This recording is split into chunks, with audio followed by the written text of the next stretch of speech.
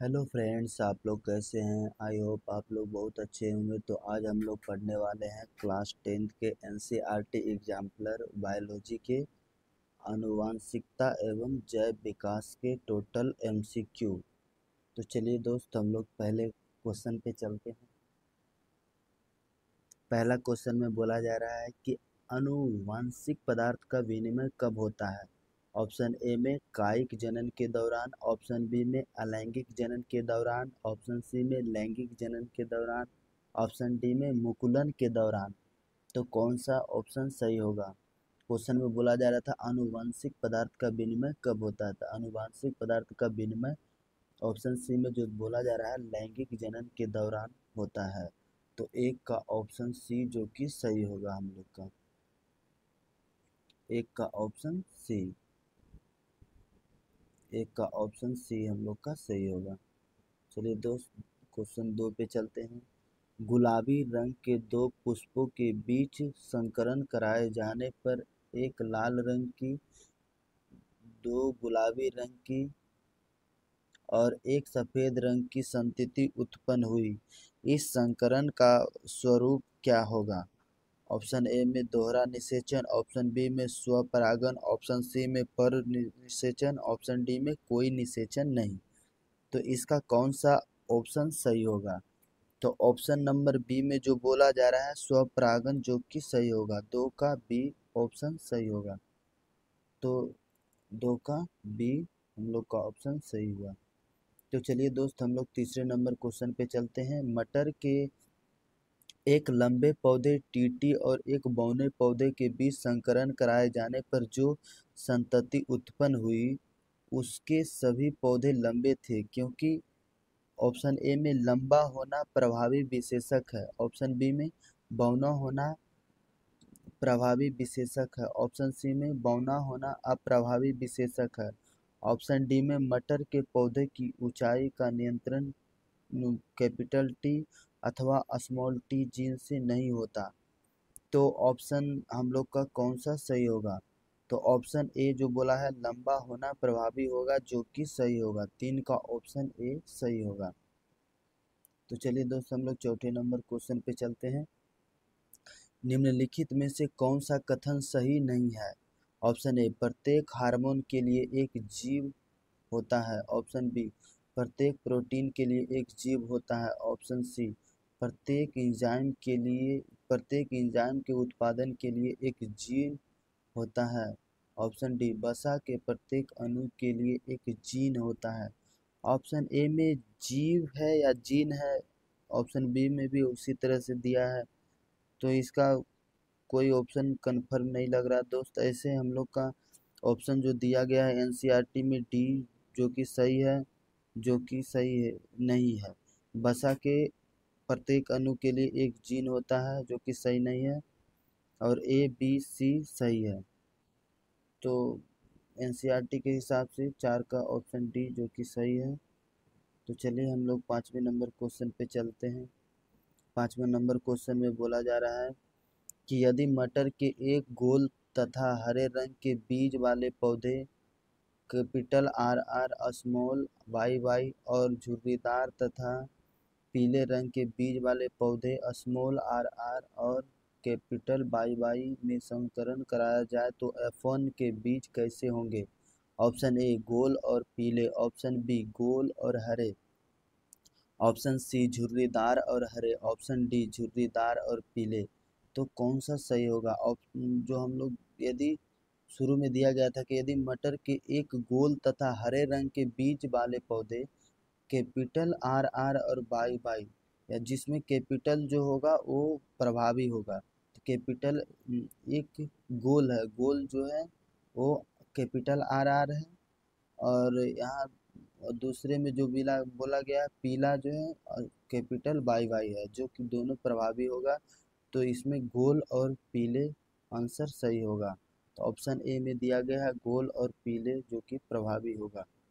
तो पाँच का हम लोग का ए सही होगा। चलिए दोस्त, हम लोग छठे नंबर क्वेश्चन पे चलते हैं। छठे नंबर क्वेश्चन में बोला गया मानव नरों में एक गुणसूत्र को छोड़कर सभी गुणसूत्र पूर्ण जोड़े में हैं। ए अपूर्ण जोड़े वाला या वाले गुणसूत्र कौन सा है? ऑप्शन ए में बड़ा गुणसूत्र, ऑप्शन बी छोटा गुणसूत्र, ऑप्शन सी बाई गुणसूत्र, ऑप्शन डी यक्स गुणसूत्र। तो इसमें बोला गया कि कौन सा होगा। ऑप्शन ए में दिया गया 1 और 2 दोनों, ऑप्शन बी केवल एक, ऑप्शन केवल 1 या 3, ऑप्शन सी में 2 और 4, ऑप्शन डी में 2 और 4, ऑप्शन सी में 3 और 4, ऑप्शन डी में 2 और 4। तो कौन कौन सा जो है वो मतलब यानी मानव नरों में एक गुणसूत्र को छोड़कर सभी गुणसूत्र पूर्ण जोड़ों में है। एक अपूर्ण जोड़े वाला या वाले गुणसूत्र कौन सा? अपूर्ण जोड़े वाला गुणसूत्र जो है ऑप्शन 3 और 4, एक बाई गुणसूत्र और यक्स गुणसूत्र जो कि अपूर्ण जोड़े वाला है। तो हम लोग का आंसर सी छोका सी जो कि सही होगा। चलिए दोस्त हम लोग 7वें नंबर क्वेश्चन पे चलते हैं। 7वां नंबर क्वेश्चन में बोला जा रहा है बच्चे के नरत्व का निर्धारण होता है। ऑप्शन ए युग्मनज में एक्स गुणसूत्र से, ऑप्शन बी युग्मनज में वाई गुणसूत्र से, ऑप्शन सी लिंग का निर्धारण करने वाली जनन कोशिका के कोशिका द्रव्य से, ऑप्शन डी बच्चों के लिंग का निर्धारण यादृच्छिक रूप से होता है। तो हम लोग का कौन सा सही होगा? तो नरत्व यानी पुरुष का निर्धारण जो है बच्चों में युग्मनज में वाई गुणसूत्र से होता है। तो 7 का ऑप्शन बी जो कि सही है। चलिए दोस्त हम लोग 8वें नंबर क्वेश्चन पे चलते हैं। 8वां नंबर क्वेश्चन में बोला जा रहा है एक युग्मनज से जिसमें पिता से वंशागत किया गया एक यक्ष गुणसूत्र है, किस प्रकार का बच्चा बनेगा? ऑप्शन ए लड़का, ऑप्शन बी लड़की, ऑप्शन सी एक्स गुणसूत्र से बच्चे के लिंग का निर्धारण नहीं होता, ऑप्शन डी लड़का और दोनों लड़की। तो ऑप्शन हम लोग का बी जो कि सही होगा, क्योंकि पिता से एक्स गुणसूत्र प्राप्त करने पे लड़की का जन्म होता है। 8 का 20 जो कि सही है। चलिए दोस्त हम लोग 9वें नंबर क्वेश्चन पे चलते हैं। 9वां नंबर क्वेश्चन में बोला जा रहा है कि गलत कथन चुनिए। एक समष्टि में लगातार कई पीढ़ियों तक कुछ जीनों की प्रायिकता में परिवर्तन से विकास होता है। ऑप्शन बी भूखमरी के कारण जीव के भार में कमी का आनुवांशिक रूप से नियंत्रित किया जा सकता है। ऑप्शन सी दुबले पतले जनकों की संतति अधिक भार वाली हो सकती है। ऑप्शन डी कई पीढ़ियों तक जीन विशेषकों की वंशागति नहीं होती, उनमें उनसे विकास नहीं होता। तो हम लोग का कौन सा सही होगा? गलत कथन चुनना है। तो भूखमरी के कारण जीव के भार में कमी का आनुवांशिक रूप से नियंत्रण किया जा सकता है। तो हम लोग का 9 का बी जो कि सही होगा, 9 का बी। तो चलिए दोस्त हम लोग 10वें नंबर क्वेश्चन पे चलते हैं। नई स्पीसीज का निर्माण हो सकता है जब ऑप्शन ए जनन कोशिकाओं के डीएनए में महत्वपूर्ण परिवर्तन होते हैं, ऑप्शन बी युग्मक के गुणसूत्रों की संख्या में परिवर्तन आ जाता है, ऑप्शन 3 आनुवांशिक पदार्थों में कोई परिवर्तन नहीं होता, ऑप्शन डी जनकों में परस्पर मैथुन नहीं होता। तो कौन सा हम लोग का सही होगा? तो यहाँ पे बोला जा रहा है कि नई स्पीशीज का निर्माण हो सकता है जब जनन कोशिकाओं के डीएनए में महत्वपूर्ण परिवर्तन होते हैं। ऑप्शन ए सही होगा। और ऑप्शन बी में बोला जा रहा है युग्मक के गुणसूत्रों की संख्या में परिवर्तन आ जाता है। तो भी हम लोग का नई स्पीशीज का निर्माण हो सकता है। तो 1 और 2 दोनों सही होगा। तो कौन से ऑप्शन में दिया गया? ऑप्शन ए में दिया गया 1 और 2, ऑप्शन बी में 1 और 3, ऑप्शन 3 में 2, 3 और 4, ऑप्शन 4 में 1, 2 और 3। तो कौन सा सही होगा? तो 1 और 2 हम लोग का सही है, 1 और 2 सही है। 10 का ए नंबर में ऑप्शन 1 और 2 दिया गया है। चलिए दोस्त 11 नंबर क्वेश्चन पे चलते हैं हम लोग।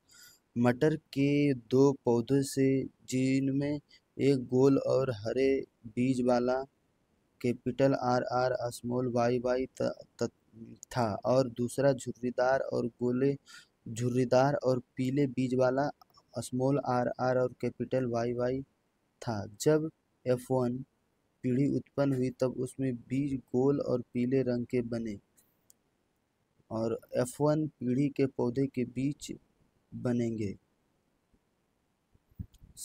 स्वसंकरण कराए जाने पर F2 पीढ़ी के पौधे के बीजों में लक्षणों के कुछ नए समुच्चय बने। निम्नलिखित में से नए समुच्चयों को चुनिए। तो ऑप्शन में दिया गया है ऑप्शन ए गोल और पीले, ऑप्शन बी में गोल और हरे, ऑप्शन 3 में झुर्रीदार और पीले, ऑप्शन 4 में झुर्रीदार और हरे। तो कौन सा होगा? ऑप्शन ए में दिया गया 1 और 2 दोनों होगा, ऑप्शन बी में 1 और 4 दो होगा, ऑप्शन सी में 2 और 3 होगा, ऑप्शन डी में 1 और 3 होगा। तो कौन सा हम लोग का सही होगा? तो 11 नंबर का हम लोग का जो दिया गया है कि बी नंबर में कि 1 और 4 दोनों सही होगा। कहा कि 1 में दिया गया गोल और पीले और 4 में दिया गया है झुर्रीदार और हरे, जो कि सही होगा। तो 11 का हम लोग का जो है 1 और 4 सही होगा, जो कि बी ऑप्शन में दिया गया है। तो 11 का बी सही होगा। चलिए दोस्त, हम लोग 12 नंबर क्वेश्चन पे चलते हैं। 12 नंबर क्वेश्चन में बोला जा रहा है कि सब्जी की एक टोकरी में गाजर, आलू, मूली और टमाटर रखे हैं। बताइए कि इनमें से कौन सी सब्जियां सही समजात संरचनाओं का प्रतिनिधित्व करती है? ऑप्शन ए गाजर और आलू, ऑप्शन बी गाजर और टमाटर, ऑप्शन सी मूली और गाजर, ऑप्शन डी मूली और आलू। कौन सा सही होगा? तो हम लोग का जो है कौन सा सही होगा? तो यहाँ पे मूली और गाजर जो कि एक समजात संरचनाओं का प्रतिनिधित्व करता है, तो 12 का सी जो कि सही होगा। चलिए दोस्त, 13 नंबर क्वेश्चन पे चलते हैं। सही कथन चुनिए। ऑप्शन ए में मटर के पौधे का प्रतान और नवफनी का प्रनाव वृत्त समजात अंग है। ऑप्शन बी मटर के पौधे का प्रतान और नागफनी का प्रनाव वृत्त समवृत्त अंग है। ऑप्शन सी पक्षियों के पंख और छिपकलियों के पाद समवृत्त अंग हैं। ऑप्शन डी पक्षियों के पंख और चमगादड़ के पंख समजात अंग हैं। तो कौन सा हम लोग का यहाँ पे सही होगा? ऑप्शन ए में दिया गया है कि मटर के पौधे का प्रतान और नागफनी का प्रनाव वृंत समजात अंग हैं, जो कि सही है। हम लोग का 13 का 1 जो कि सही है। चलिए दोस्त, हम लोग 14 नंबर क्वेश्चन पे चलते हैं। 14 नंबर क्वेश्चन में बोला गया है कि यदि किसी जीव का जीवाश्म पृथ्वी की अपेक्षाकृत गहरी परतों से प्राप्त हुआ है, तब हम भविष्यवाणी कर सकते हैं कि ऑप्शन ए जीव का विलोप हाल ही के कुछ वर्षों में हुआ है, ऑप्शन बी में जीव का विलोप हजारों वर्ष पूर्व हुआ है, ऑप्शन सी में पृथ्वी की परतों में जीवाश्म की स्थिति का जीव के विलुप्त होने की अवधि से कोई संबंध नहीं है, ऑप्शन डी में विलुप्त होने की अवधि का निर्धारण नहीं किया जा सकता है। तो कौन सा सही होगा? तो ऑप्शन बी में बोला जा रहा है कि जीव का विलोप हजारों वर्ष पूर्व हुआ है, तो जो कि सही है। तो 14 का भी सही होगा। चलिए दोस्तों, हम लोग 15 नंबर क्वेश्चन पे चलते हैं। विविधता के संदर्भ में निम्नलिखित में से कौन सा कथन सही नहीं है? किसी स्पीशीज की सभी विविधताओं के बने रहने की संभावना समान होती है। ऑप्शन ए में दिया गया है। ऑप्शन बी में आनुवांशिक संगठन में परिवर्तनों के कारण विविधता आ जाती है। Option B. ऑप्शन सी में पर्यावरण पर्यावरणपूरक कारकों द्वारा परिवर्तनों का वर्ण विकास की प्रक्रियाओं का आधार बनता है। ऑप्शन डी में अलैंगिक जनन से विविधता की संभावना सबसे कम होती है। तो कौन सा हम लोग का ए सही होगा? तो ऑप्शन ए में बोला जा रहा था कि किसी स्पीशीज की सभी विविधताओं के मतलब कौन सा हम लोग का गलत होगा, ये बोला गया था कि कौन सा हम लोग का सही नहीं है, यानी गलत है। तो किसी स्पीशीज की सभी विविधताओं के बने रहने की संभावना समान होती है, जो कि गलत है।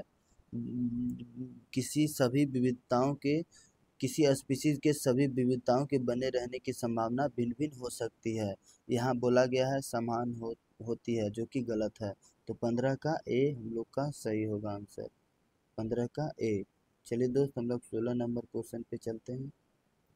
16 नंबर क्वेश्चन पे बोला गया है कि किसी जीव के विशेषक पर किसका प्रभाव पड़ता है? केवल पैतृक डीएनए का, केवल मातृक डीएनए का, सी में मातृक और पैतृक दोनों के डीएनए का, ऑप्शन डी में ना तो मातृक और डीएनए और ना ही पैतृक डीएनए। तो 16 का ऑप्शन सी जो बोला गया है मातृक और पैतृक दोनों के डीएनए, जो कि सही है। तो हम लोग का 16 का सी सही होगा। चलिए दोस्त, हम लोग 17 नंबर क्वेश्चन पे चलते हैं। वह वर्ग चुनिए जिनमें साझे लक्षण सबसे अधिक संख्या में पाए जाते हैं।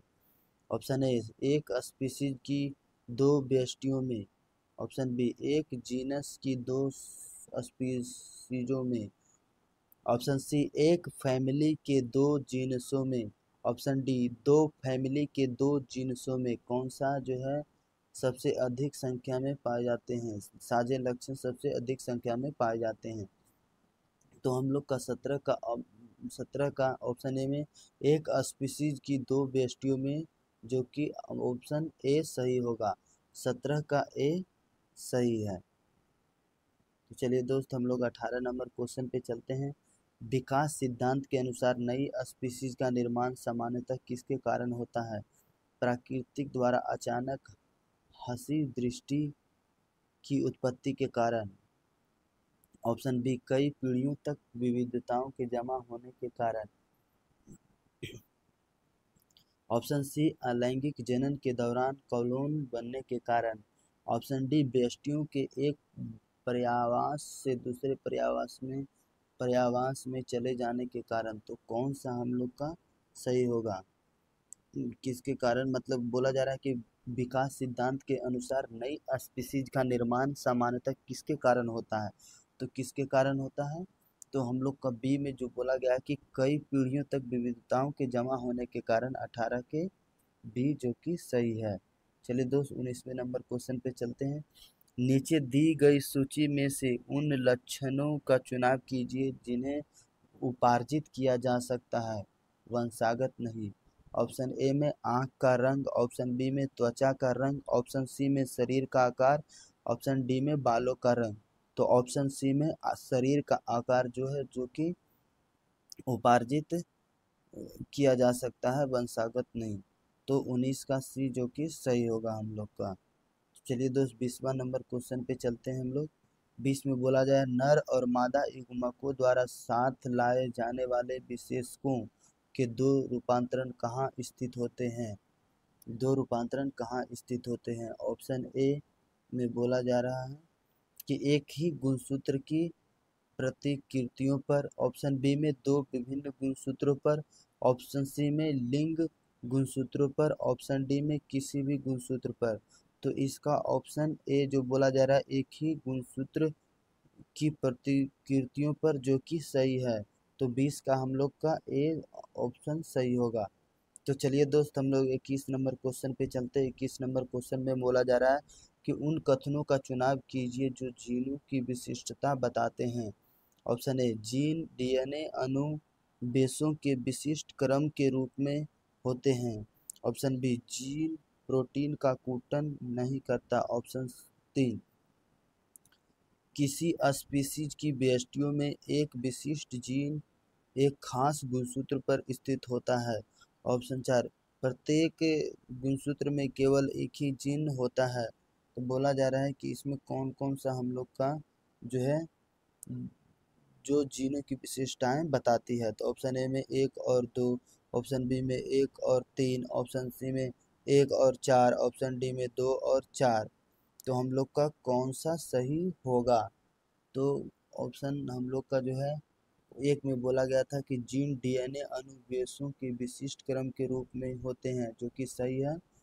और हम लोग का जो दूसरा बोला जा रहा है, जीन प्रोटीन का कुटन नहीं करता है।